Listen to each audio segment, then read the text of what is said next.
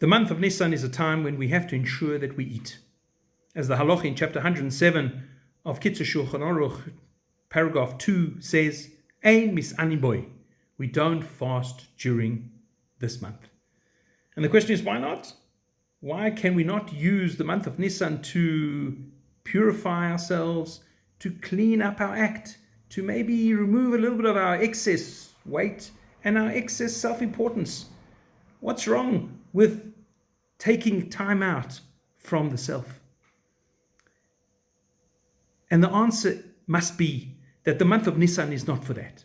There's other times when one can do that. The month of Nissan is dedicated to building the greatest me, the greatest person that each and every one of us can be, to boost and bolster and invigorate and strengthen ourselves so that we can be the biggest brocha that we are able to become.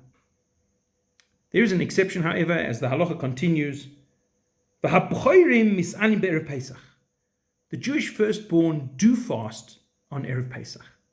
And the question is, well, what happened to the requirement to bolster and strengthen and invigorate oneself? Why are the firstborn exempt from that? And secondly, surely the firstborn Jew should be the last people to fast on Erev Pesach. They were, after all, the ones who were saved. It was the Egyptian firstborns who were destroyed and who suffered the slaying of the final plague. And I think the answer is that the Jewish firstborn dropped the ball. There's something about them and how they behaved at that time which requires some reflection and some removal. They need to retract from the way they were involved or not involved in that fateful night. They perhaps had the opportunity to change history, to be able to convince the Egyptians that this is not what the Jewish ideal is, to slink away in the night while the rest of the Egyptians are suffering and in pain. That's not what we're looking for. We wanted to go to the Holy Land. That was our mission, but we didn't necessarily want to leave Egypt in ruins. And so the Jewish firstborn have to fast on Erev Pesach because there was an aspect of them that does need to be diminished. It does need cleansing.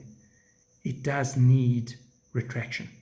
And that is passivity.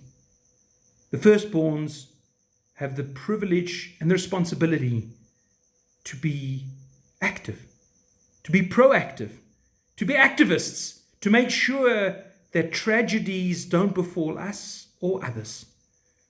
That's the fasting that they need to do, so that after Erev Pesach, they can join the rest of us who are not firstborns, and once again, as people of blessing, people of goodness, people of constructiveness, people of proactivity, can once again bolster ourselves, boost ourselves, strengthen ourselves, and invigorate ourselves to be the greatest blessing we can be to ourselves, to our people, and to the world.